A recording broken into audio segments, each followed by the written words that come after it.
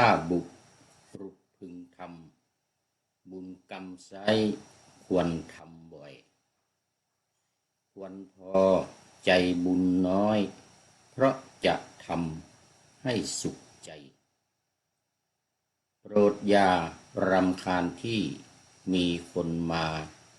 นั่งบรรยายทำแต่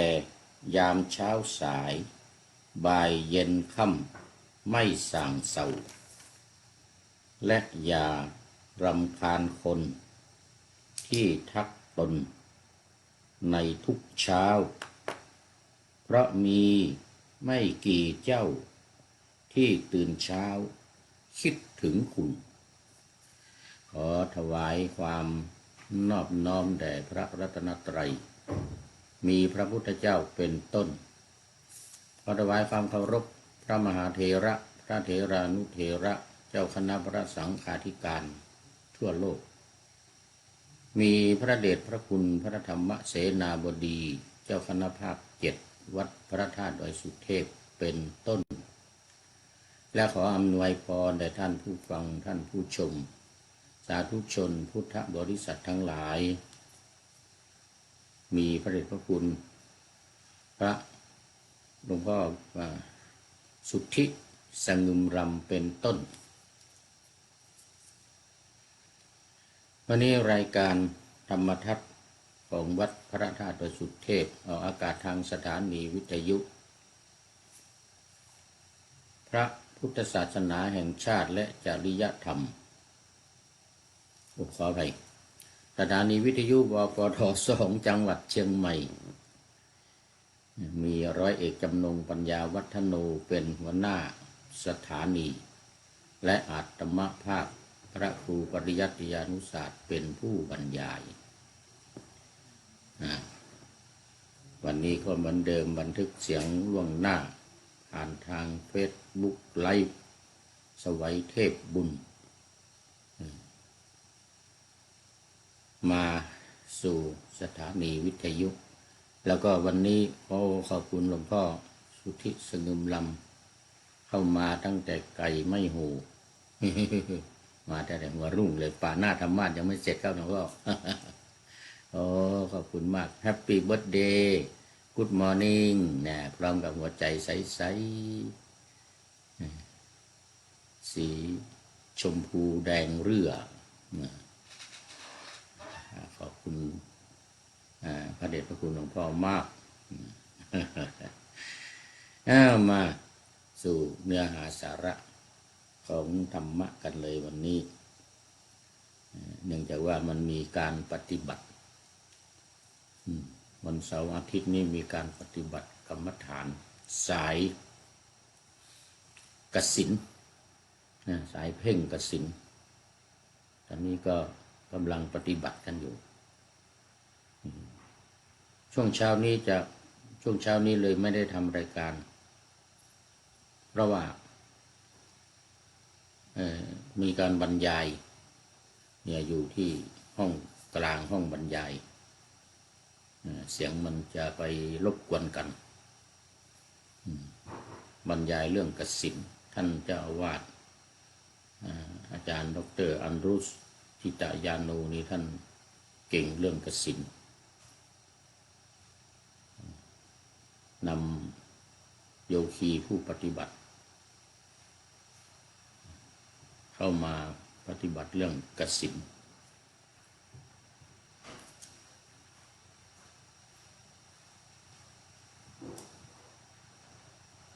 ขอต้อนรับ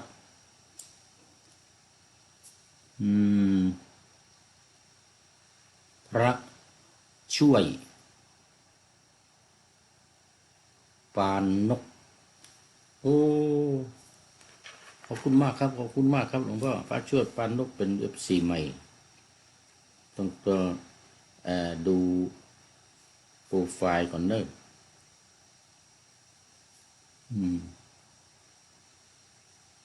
อ่านผิดก็ขออภัยมันเป็นอักษรโรมัน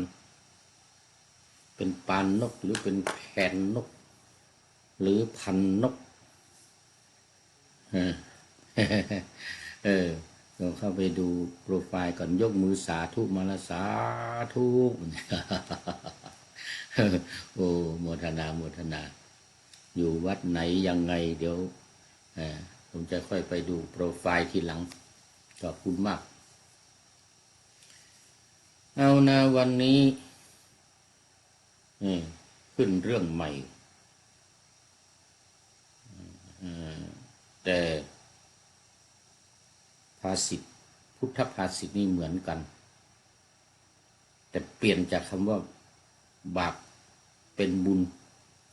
เมื่อวานนี้บุรุษทำบาปวันนี้บุรุษทำบุญ บุรุษทำบุญเมื่อวานนี้ทำบาป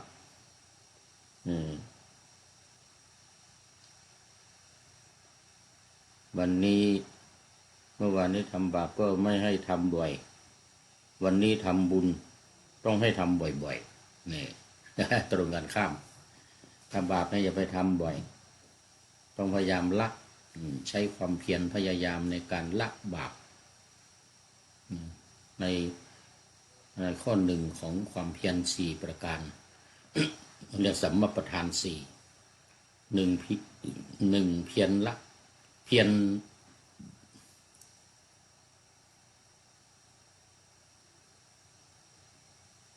ไม่ทำความไม่ดีแล้วก็ละความไม่ดีข้อที่3ทำความดีแต่ข้อที่4รักษาความดีคือมันตรงกันข้ามนะข้อ1กับข้อ2ข้อ3กับข้อ4 ความเพียร4ประการตรงกันข้ามในคำพูดก็จริงแต่ว่าเป็นไปในทางดีเป็นไปในทางเดียวกันทางดีเหมือนกันอันนี้ก็เหมือนกันปาณาธรรมาสไว้แล้วว่าถ้าบุรุษพึงทำบุญกรรมซ้ายควรทำบ่อยควรพอใจบุญน้อยเพราะจะทำให้สุขใจทำให้สุขใจ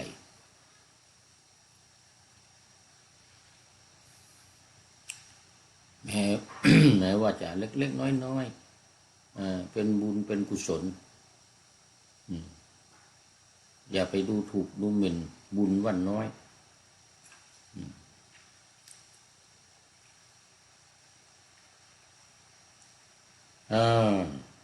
มีเรื่องเล่าประกอบก็คือเรื่องของพระเดี๋ยวไม่ใช่เรื่องพระวันนี้เรื่องของธิดาราชเทวธิดาราชะแปลว่าข้าวตอกธิดาข้าวตอก ราชเทวธิดานี่นะไม่ใช่ธิดาเทวธิดาเทวดาข้าวตอกเทวธิดาข้าวตอกข้าวตอกยังไงเทวธิดาข้าวตอก ก็ถวายข้าวตอกเอาข้าวตอกนี่ถวายพระมหากัสสปะวันนี้เรื่องยาวนะน่าจะต้องใช้เวลาหลายวันเรื่องพระมหากัสสปะกับราชเทวธิดาเนี่ยราชานี่รอลิงเด้อไม่ใช่รอเรือเป็นไม่ใช่พระราชานะราชะแปลว่าข้าวตอกนางก็มีคนหนึ่ง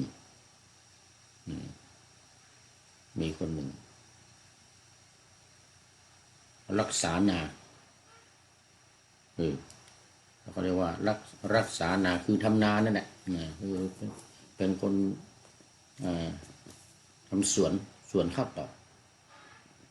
ทำนาข้าวแต่เป็นข้าวตอกก็เด็ดเอารวงข้าวเนี่ยนะมาเด็ดเอารวงข้าวเนี่ยนะรวงข้าวตอกรวงข้าวสาลีนะรวงข้าวสาลีเนี่ยมาทำเป็นข้าวตอกที่มันข้าวตอกแตกนะเป็นเม็ด ทำข้าวตอกอย่างนั้นทุกวันมีวันหนึ่งพระเดชพระคุณพระมหากัสสปะอรหันตเจ้าเข้าฌานสมาบัติ7 วันออกในวันที่7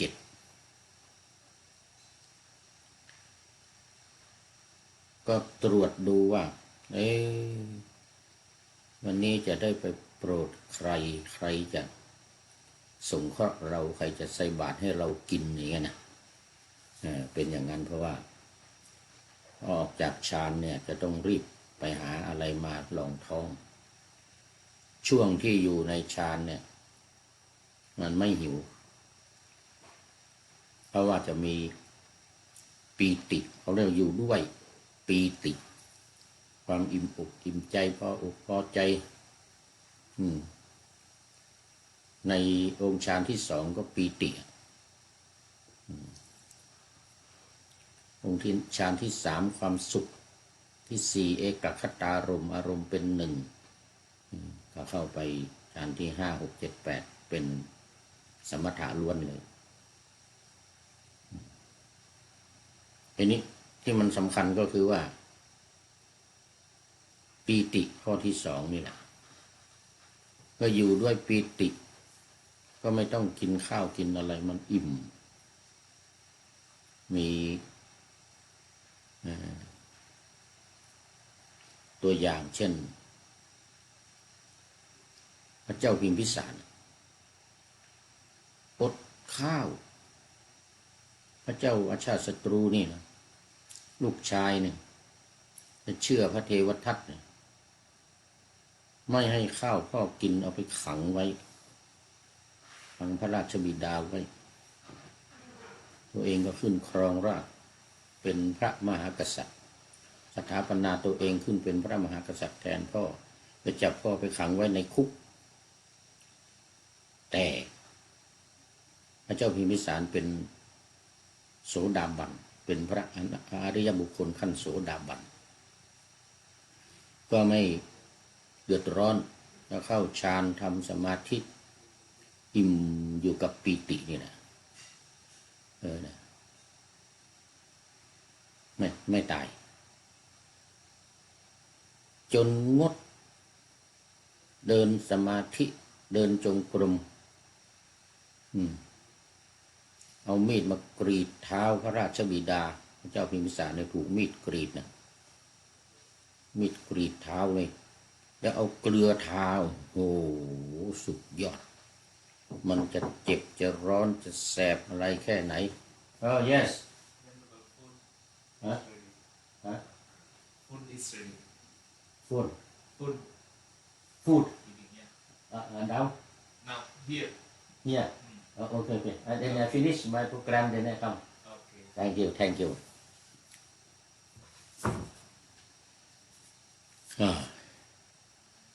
มันไม่อดไม่ใช่ไม่อดมันไม่อยากมันก็คู่กันนะไม่อดไม่อยากนะ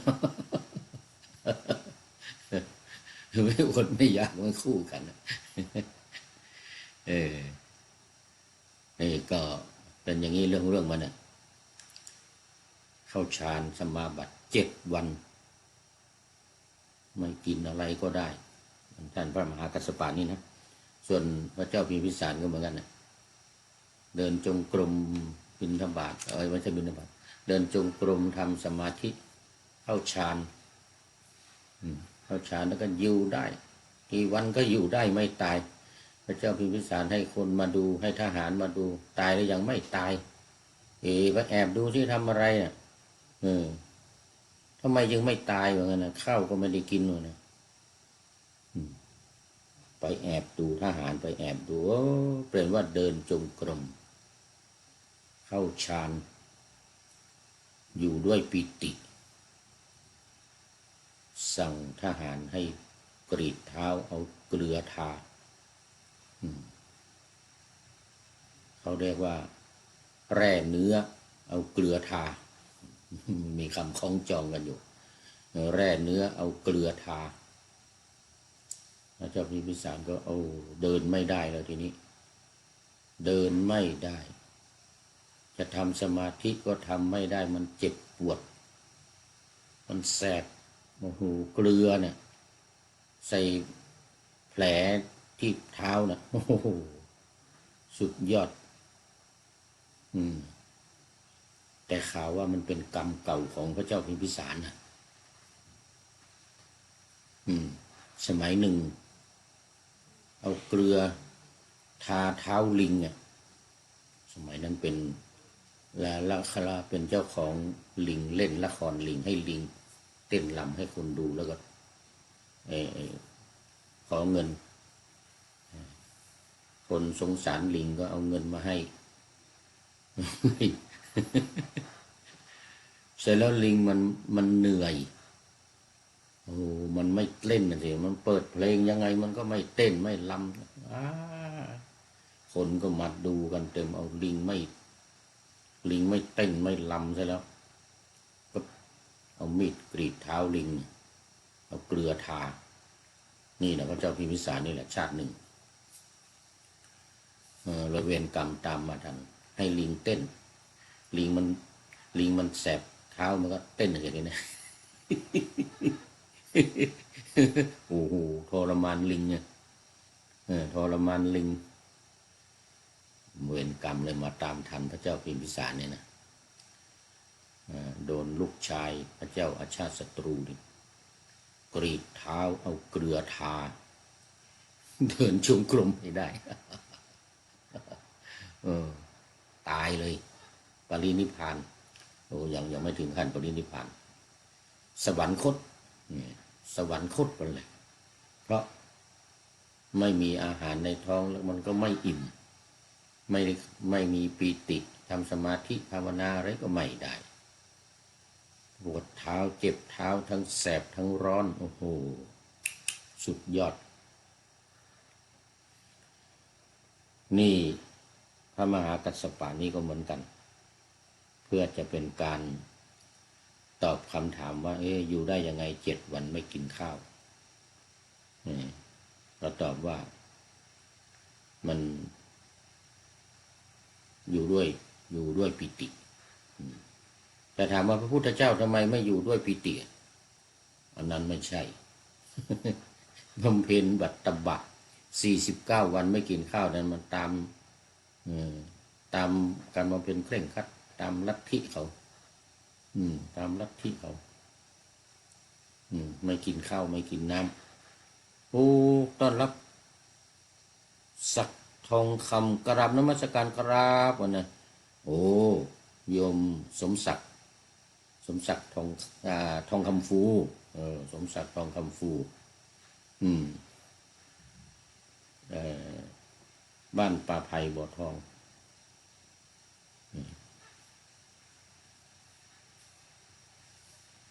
แปลว่าเป็นลูกชายของลุงสม ลุงสมก็ไปมีอยู่ที่บ้านใกล้กับที่บ้านห้องไครนะโอ้ใกล้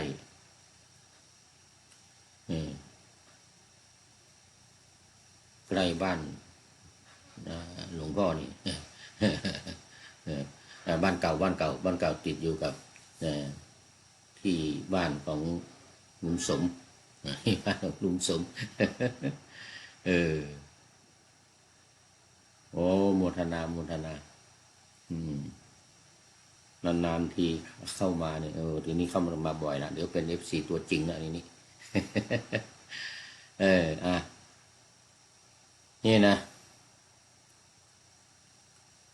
ก็ควรทำบ่อยๆการทำบุญเนี่ยทำบุญเนี่ยต้องทำบ่อยๆแต่ทำบาปต้องอย่าทำบ่อยต้องไม่ทำบ่อยๆทำบุญไม่ต้องทำบ่อยๆเพราะอะไรสุโขปุญญัสสะอุจโยการสั่งสมบุญนำสุขมาให้ต่างกันกับทำบาปนะทุกโขปาปัสสะอุจโยการทำบาป การสั่งสมบาปนำทุกข์มาให้หรือเป็นทุกข์การทำบาปนี่มันจะทำให้เป็นทุกข์แต่ถ้าพูดถึงเรื่องกรรมมาตามทันเนี่ยนะกรรมเก่ามาตามทันเนี่ยนะไม่ว่าจะทำบุญหรือทำบาปต้องได้รับผลกรรมนั้นก่อนแล้วบุญที่กำลังทำนี่ก็ค่อยไปรับทีหลังต้องรับบาปก่อนถ้าบาปตามมาทันนะเหมือนนางราชธิดาเนี่ยนะราชเทวธิดานี่นะเทพธิดาเขาตอบ เทพธิดาเขาตอบก็นี่พระมหากัสสปะหลวงพ่อกัสสปะก็ตรวจดูสัตว์โลกทีนี้ตื่นออกจากฌานสมาบัติมาแล้วก็มีหูทิพตาทิพเนี่ยดูว่าใครจะโปรดใครจะมาสงเคราะห์เราเรื่องอาหารการกินบ้างตอนเช้านี้ต้องรีบไปนะต้องรีบไปเพราะว่าไม่งั้นเดี๋ยวโรคกระเพาะเนี่ยจะกินนะต้องรีบไปหาอาหารก็ดูก่อนว่าใครจะสงเคราะห์เราบ้างจะสงเคราะห์แล้วเขาจะเป็นยังไงเนี่ยรู้หมดเหมือนพระพุทธเจ้าก็เหมือนกันตรวจดูสัตว์โลกด้วยข่ายคือพยานของพระองค์มีท่านพระมหากัสสปะอรหันตเจ้าก็เหมือนกันเห็นนางราชธิดาเนี่ยนะเห็นนางเนี่ยคนเนี้ยยังไม่เป็นเทวธิดาเป็นนางข้าวตอกแตกเนี่ยนะข้าวตอกแตกยังไงก็คือคั่วข้าวตอกเอาข้าวมาคั่วแตกลุบลับเต็มหม้อข้าวตอกแตกเต็มหม้อก็มาดูแล้วว่าโอ้จะได้ดูแล้วจะสงเคราะห์เราได้ว่าไงจะถวายข้าวตอกแตกจะถวายข้าวตอกแตกให้เราแล้วก็จะได้สมบัติอย่างมหาศาลเหมือนกันนะจะได้สมบัติอย่างมหาศาลสมบัติในที่นี้หมายถึงว่าสมบัติอันเป็นทิพย์นะสมบัติบนสวรรค์นู่นใส่บาตรถ้าได้ใส่บาตรเราแล้วเนี่ยโอ้จะได้สมบัติอย่างมหาศาลแต่ว่าเธอจะตายนะเพราะว่าไม่ได้สมบัติในเมืองคนจะได้สมบัติในเมืองฟ้าเมืองสวรรค์เป็นเทพธิดาชื่อว่าธิดาข้าวตอกแตกไปโปรดนะทีนี้พระมหากัสสปะก็ห่มผ้าสบงทรงจีวรก็ถือบาตรไปยืนหน้าข้าง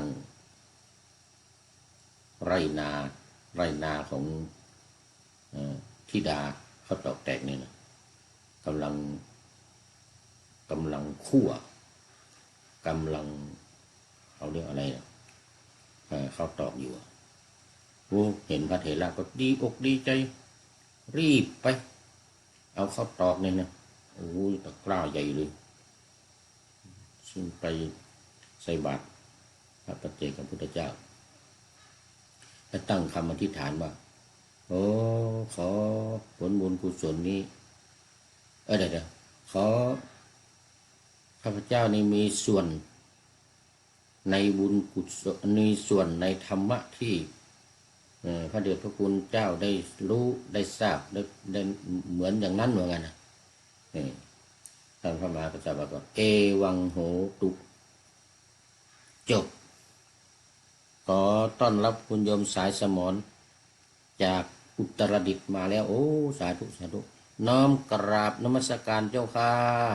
สาธุวันนะโอ้วันนี้คงไปวัดมาแล้ววันนี้วันพระสาธุจากอุตรดิตถ์เป็นท่านสุดท้ายพอดีหมดเวลาหมดเวลาพอดีเดี๋ยว นางนางนี่ก็ถวายข้าวตอกแตกเนี่ยนะให้กับท่านพระมหากัสสปะแล้วก็อธิษฐานแล้วก็พระกัสสปะก็เอวังโหตุขอความปรารถนาของท่านที่ตั้งไว้แล้วจงสำเร็จเถิดอย่างเงี้ยนะเอวังโหตุสองคำนี่นะถ้ามีใครอธิษฐานอะไรก็เราก็ว่าเอวังโหตุเด้อยมสายสมร โมทนากับเขาถ้าทำความดีก็โอ้เอวังโหตุได้ทำความดีต้องโมทนาเขาเราเอาบุญได้ด้วยได้บุญกับเขาด้วยเราเป็นปัตตานุโมทนาใหม่ไงเราอนุโมทนาเอาบุญกับเขาด้วยที่เขาทำความดีนะสาธุเลยสาธุอนุโมทามินี่นะนางก็ผู้ดีอกดีใจมีปีติใส่บาตรเสร็จแล้วก็เดินกลับนะร้องเพลงฟ้อนรำโอ้โหมีความสุขมากเดินไปตามคันนางูสิ งูมันอยู่ในรูที่คันนานั่นน่ะมันออกมาเนี่ยตอนพระเถระมามันฉกพระเถระไม่ได้เพราะพระเถระนุ่งผ้าสบงยาวสบงจีวรปิดแข้งหมดส่วนนางธิดาที่ถวายข้าวตอกนี่ไม่ได้นุ่งผ้าปิดหน้าแข้งเหมือนพระมหากัสสปะสิมันเหมือนเถระก็ปล่อยเท้าออกมาปล่อยน่องปล่อยเท้าออกมาเนี่ยงูนี่ก็ออกจากรูมาก็ฉกนางล้มลงตายคาที่แต่จิตบริสุทธิ์จิตสะอาดจิตมีความร่าเริงเบิกบานขณะที่ได้ทำบุญที่พุทธภาษิตมีบทหนึ่งว่าจิตเตอสังกิริเถสุขติปาติกังขาเมื่อจิตบริสุทธิ์เนี่ยนะไม่เศร้าหมองเนี่ยนะอสังกิริเถไม่เศร้าหมองเนี่ยนะ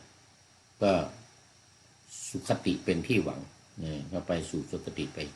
จะเกิดบนโลกสวรรค์ชั้นดาวดึงส์นนเป็นเทพธิดาเข้าตอกแตกความจะเป็นอย่างไรต่อไปก็โปรดติดตามในคราวต่อไปในครั้งต่อไปวันนี้คุณโยมสายสมรเป็นท่านสุดท้ายเข้ามาในรายการแล้วก็หลายๆท่านที่ผ่านไปแล้วเนี่ยโยมสมศักดิ์ทองคำฟูแล้วก็บางทีท่านอาจารย์บุญช่วยอาจารย์ช่วยปานนกโอ้สาธุขอโมทนากับทุกท่านขอนำรายการธรรมะทัดไปก่อนแล้วจะย้อนมาใหม่ในวันหลังเพื่อให้ท่านทั้งหลายได้รับฟังพระธรรมเทศนังเหมือนดังเดิมเป็นธรรมะในพระไตรปิฎก3ธรรมบทอันงดงามบรรยายเสริมเมื่อสุดท้ายจริงๆคุณโยมฝนศรีลาโอ้โห